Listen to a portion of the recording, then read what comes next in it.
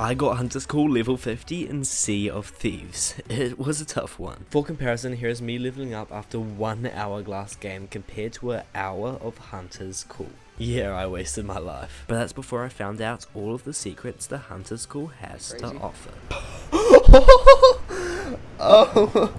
You see, on my journey to level 50, I not only learned about every single fish type, the best way to sell them, and even the best location to fish at, but I found the best strategy to level up. And it's a lot easier and less boring than you think. In this video, I'm showing you my journey on how I got level 50 in Hunter's Call and sharing everything I've learned.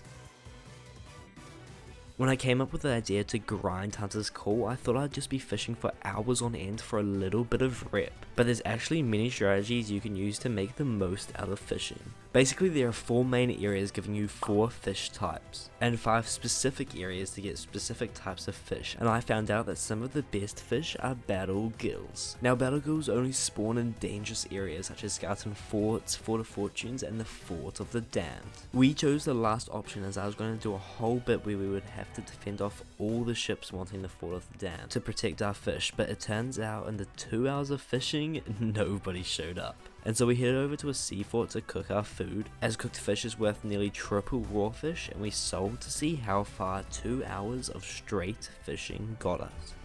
Level 2 fish, let's go. Yeah, less than a level and a half for 2 hours of fishing. I thought battle gills were good, but I decided to choose a new strategy, one that doesn't even involve fishing.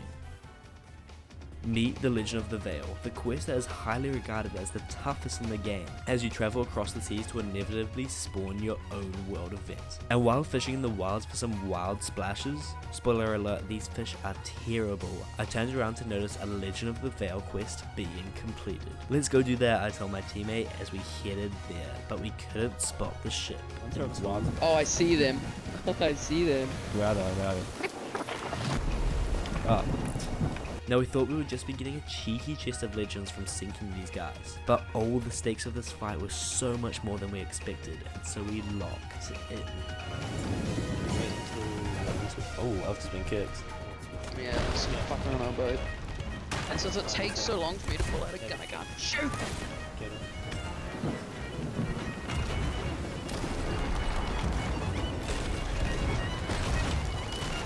Alright, look at our mask once. We can get him off. Nice. Alright, I'm just Alright, I've got it out. Oh, I can't hear it. I can't hear it. Just did not make a sound until then. Alright, get him. Oh, fucking aim assist is excellent. Go fucking holes in.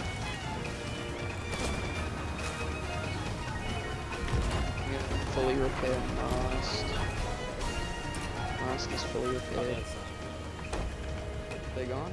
Now after defeating this crew, we picked up their supplies as we normally would, and we opened this. Oh, they're alright. Nothing crazy. That's kind of crazy. Oh. Now this had me thinking, they were doing a Legend of the Veil. How the hell did they have this much fish? And it was fish from all regions, meaning they would have had to travel across the map to get them. So I knew something fishy was up. And I started researching until I found how they got this fish. It's from shipwrecks. But not just the ones you find around the world, but the ship graveyard and the Legend of the Veil tall tale. It all made sense, and we headed to the Devil's Roar with an extra teammate to see how efficient this strategy is. I found that from the bro Fuzzy Bond that if you are located at Murrow's Peak Outpost and vote up the Legend of the Veil until you get the ship graveyard, every time it will be located only a few minutes away, and so within no time we reached our first graveyard.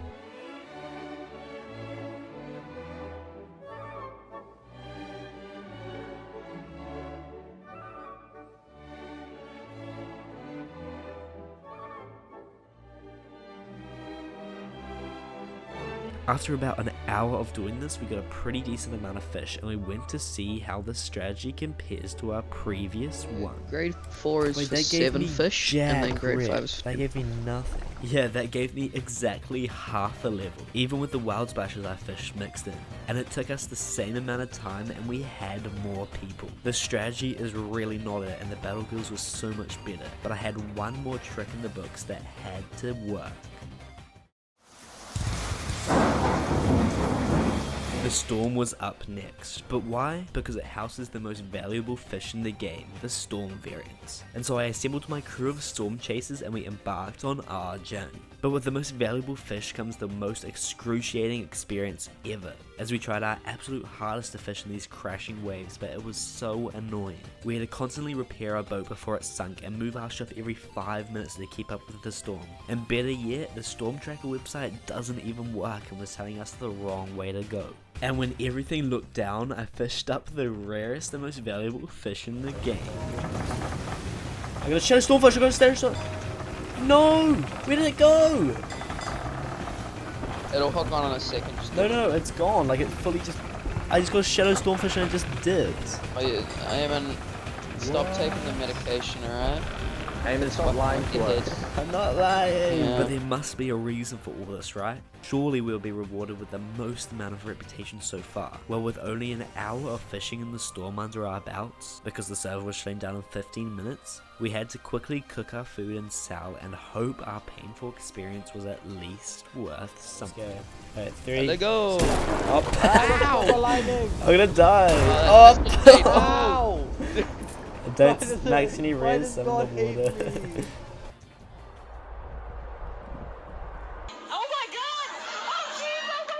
I don't know what the hell is happening, but nothing is working. Fishing for battle girls is incredibly boring. The shipwreck strategy 80% of the time gives you terrible fish. And fishing in the storm is a complete nightmare, and for what? Surely there's another strategy, or am I just selling the fish wrongly? I did some research and somehow I completely disregard the fact you could sell fish to sovereigns. But I sold at Seapost because sovereigns only gives you 50% value of the fish, or does it? You see, with the guild emissary you can sell the fish at 50% of what it would be at a Seapost, but with a grade 5 guild emissary you receive a 75% bonus on top of that, meaning you get 125% profit for your fish, which is more than Seaports by 25%. It all made sense. We were just selling the fish wrongly, and so I retried every strategy and the levels started flying. Didn't create anything. Oh, I gave it a complete level, like an exact level. Hold up, let me send a screenshot. No, alright, boys. I'm I was really level buggy. 45 in 2 bits. I That's can't who I do this am more. now. I'm that laggy. Oh, I got a Jesus, whole you were level not from getting that. it. I got a whole level from that. That's still pretty good. And with this, I was at level 46, 4 levels away from the maximum level in the Hunter's Call. But I had been fishing for over a week now and it was getting so tiring. I felt like giving up. I mean, hours and hours of fishing is absolutely draining, and so I needed a sign to keep going.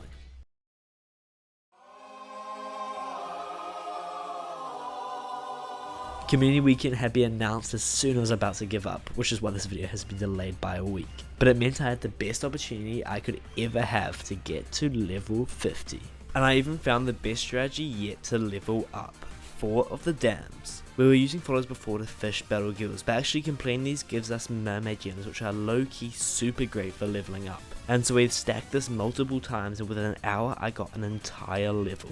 But this is where our story becomes bad. Although the Sea of Thieves gods were on my side and the community day multiplayer gave so much reputation, I was still 2 levels off level 50. And since I could only play SOT for a few hours, I had to get off. Now I could go fish for another 5 hours for the last 2 levels, but I really think I got the best strategy down. And I don't need this level to prove that. If you want a chill fishing session, then head to a Skullfort World event and fish for battle guilds. Or if you want a bit more risk, then go for mermaid gems in the Fort of the Damned, but just make sure you sell to a Seapost. And definitely do not go in the storm, it is awful.